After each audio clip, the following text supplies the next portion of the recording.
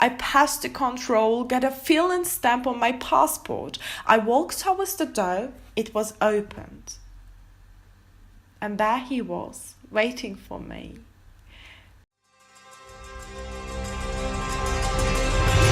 Bring your imagination to life with inspiring stories of an incredible and very real world. Excuse me, where's the exit? Sorry, I'm just asking where is the exit? Please, someone tells me where's the fucking exit. I need to go out. I need to go out now. Thank you.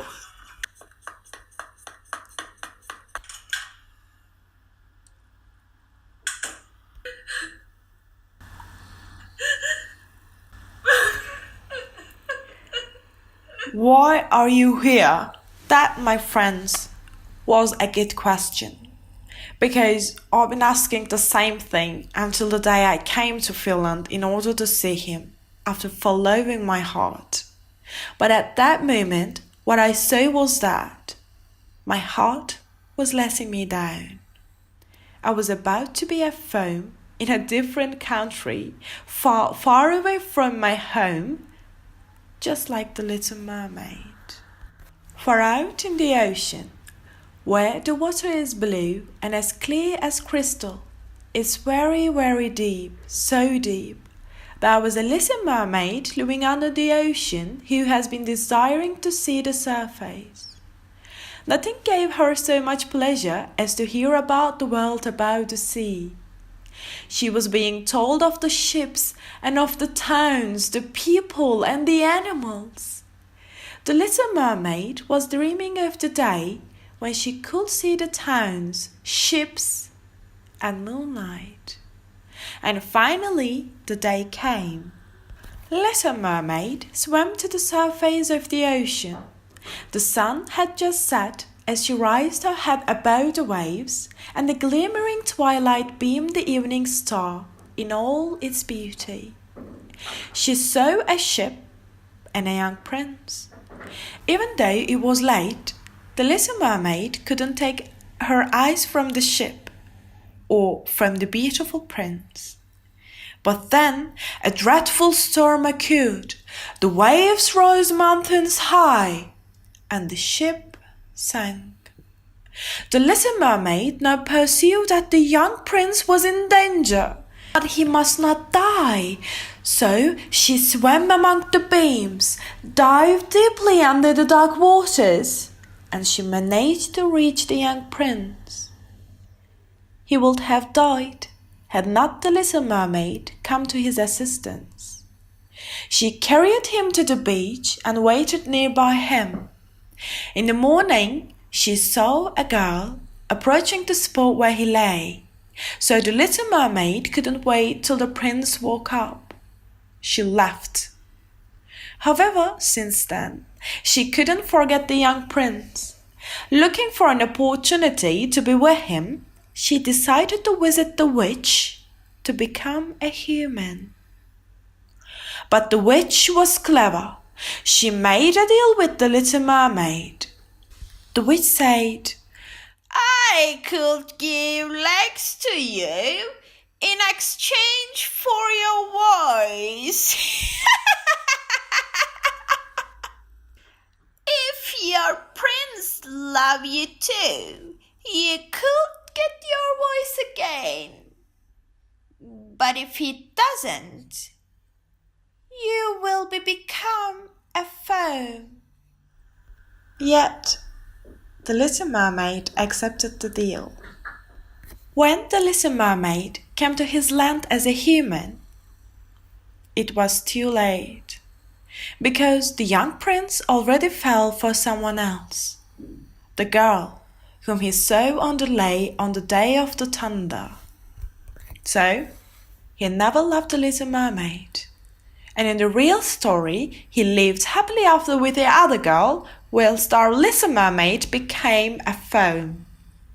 I was telling this real story of the little mermaid to him while we were listening to the sound of the river in a cold October night, sitting on a pavilion in Finland.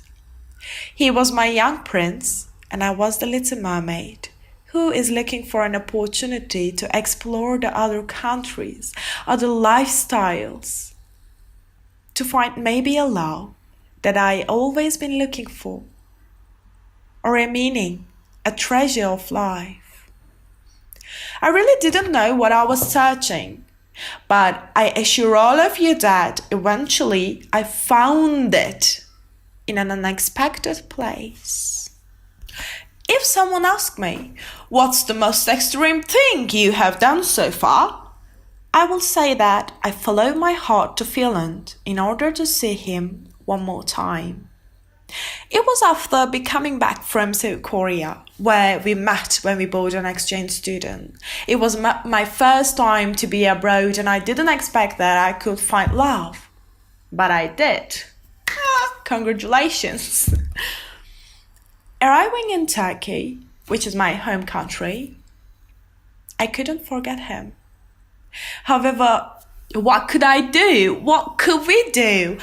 I knew that he was the one, and he told that I might be the one, but he was living in Finland and I was living in Turkey. Yet, the distance wasn't only tangible reality between us. In Finland, he also had a girl whom he had been waiting for months in South Korea. Still, I preferred focusing on an abstract reality. He was missing me, he was wanting to see me, and more importantly, he wasn't happy at all, neither to go back to Finland nor... It was July, after he told me that everything between him and her was over. I asked if he wants me to come to Finland, and yes, I do, was the answer. However, let's face it, I didn't have money for flights. It was too expensive for me because of the currency in Turkey, but I had to go. That's why I started searching something which could make me end up in Finland. Firstly, I applied for Erasmus Plus project. Then I was refused. But I couldn't give up, so I got a part-time job in teaching English whose salary was €1.5 per an hour. I know, it sucks. And I was working more than 34 hours in a week, even though it was a part-time job to collect enough money to go. It's pathetic, right? But after a month, surprisingly, I found a good price flight. I say it surprisingly because after I bought it, I have never ever found that good price flight again. I think it was a sign, because I wanted the trip so badly. So I went it. But there was one problem about the flight.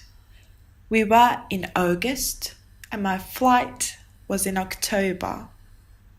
Don't ask me how I spent my 2 months, okay? I was missing him terribly, and the only thing I did was to work to collect enough money to see him. I even lost my voice for overworking. I basically stopped living my life in Turkey to live it in Finland. Was it a mistake? Was it worth it in the end? We'll see. But I can perfectly say on the day I took the flight, everything was worth it. I was on the plane on my way to see him once more. That was the only thing I've been trying to achieve for 4 months, and it was happening. I still remember the excitement that I felt when the plane landed. I was crying. I was literally crying because of happiness. I passed the control, got a Finland stamp on my passport. I walked towards the door. It was opened. And there he was, waiting for me. I could touch him, hug him, kiss him, talk to him, laugh with him, be with him. I could expect 2 great weeks to spend with him. Yet what I didn't expect was to cry because of him in front of a club, totally alone, after 10 days arriving in Finland, questioning why I was here. There was some strange boy who was a friend of my Finnish boy, and he was sitting next to me in front of the wall asking why I was crying, and he was trying to get me inside, but I couldn't go inside. I couldn't go anywhere else neither because I had nowhere to go except for the house of my Finnish boy, and I had no one to call. And he was having fun with his girl inside the club, whilst I was crying in front of a wall on which someone just peed. I was being warned among my crying session with a broken heart that someone just peed on the wall, probably the place where I sat now just a couple minutes ago. Oh, come on, Finnish people. You already left me alone, broke my heart, and now peed on the wall which I was leaning on? What's wrong with you? However, my friends, in case you want to know where I spent my night, after a few minutes later, one of my friends came to the club again. Seeing him, I ran to him, hugged his waist, cried to death. At 3 a.m. in the square, I was shouting, Why did he do this to me? He shouldn't have. That was a crying voice, by the way, if you don't get it. Then, of course, he took me to his place for everyone's sake, and I cried there till morning, waiting for my young prince came to take me home. And guess what? He didn't. I was thinking all night that maybe he was spending his night with his girl, on his bed in which we had been sleeping together. In the morning, I didn't know what should I do. Should I take all of my stuffs and move to my friend's house to spend my rest of days? Or should I go to his place again? But what if he wasn't alone? I couldn't see him with her again. So yeah, I needed to know before showing up there. So I did the hardest thing that I had to do. I texted him to be informed when he was alone in his house so I could go home. I was waiting the answer, and finally he said that he was alone. But I had a more important problem there because I had no idea how should I go back to his place. My friend with whom I stayed asked me to wait for him to go to his house together in 3 hours at our take. However, once terrible things happened, the others always followed. I forgot my jacket to take with me, so I didn't have anything to wear in October in Finland. Plus, I was about to be on my period and I was wearing a tongue. That's why I needed to go back to his place as soon as possible. He was living in Mukkula, so if I asked the bus driver to get me off in the station, that wasn't a problem. I could find a place by myself. After spending 20 minutes in a wrong bus stop, good starting, I know, I walked the right one. The bus arrived, but I didn't have any bus card. Still, it wasn't a problem since I could pay with cash. The only thing I needed to do was to tell him where I want to go. You may know that Finnish people are always a little bit distant. I'm not saying cold, but distance. I mean, they're Nordic, right? So it's totally understandable. And so was the driver. Getting on the bus, I told him, Hello, I only have cash and I want to go Mulko. I was waiting for his response, but he wasn't answering me. He was just looking at my face, and I thought that he didn't understand where I wanted to go. That's why I tried again, a little bit louder, and overemphasized the name of the place.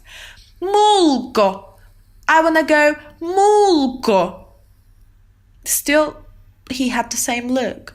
At that point, I was passing the money, repeating Mulko, Mulko, Mulko a few times more, as if he was an idiot. Then finally, saying nothing, he got the money, looking at me coldly. I even didn't understand what he was acting weird. I was like, Finnish people. Then, my friends, the lightning moment happened when I arrived at the Mulkula bus stop. It turned out that I was the idiot. I was so confused, and instead of saying Mulkula, I was telling to his face Mulko, which means a cock in Finnish. In other words, I was swearing at him all the time by saying Mulko, Mulko. Such an awesome morning, I know. But on my way to home, I was thinking, what should I do? Except for the swearing part, of course, on my real issue, the real problem that I had with my Finnish boy. You know, in films we always watch this kind of scenes. In books we always read such stories that a girl and a boy fight, the girl decided to return her country and the boy catches her, probably at the airport, saying, "Oh, don't go, please, I want to spend the rest of my life with you." However, in reality, you just stay in the country with the boy who gets your heart broken. Still, he was waiting for me outside. Thank you. Being totally hungover, of course. Said nothing. We went home and he slept. Then, my friends, I found myself cooking for him thinking he had eaten nothing. I mean, how one can be that stupid, right? Going back to him and prepared a breakfast for him with a broken heart. But you know, if I had another chance to leave that day, probably I'd change nothing. It's not because I'm the most idiot person in the world. I mean, I could be, but probably I'm not. But because what happened in Finland changed my perspective, my life, my ideas. You may think that coming to Finland to see him was a mistake or it wasn't worth it at all. Well, I can say that you are completely, absolutely wrong. But after all, you don't know the whole story, right? I mean, yet. This isn't gonna be a regular traveling idea. I think you got that part so far. It will have a bunch of inspirable memories of a girl from Turkey, that's me, who has fallen for people making her chase flights to seek love or escape from love in different countries.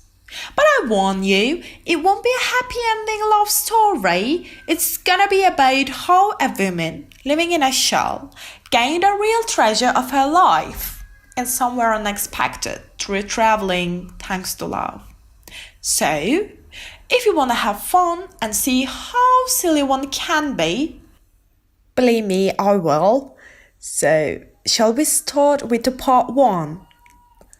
How it started.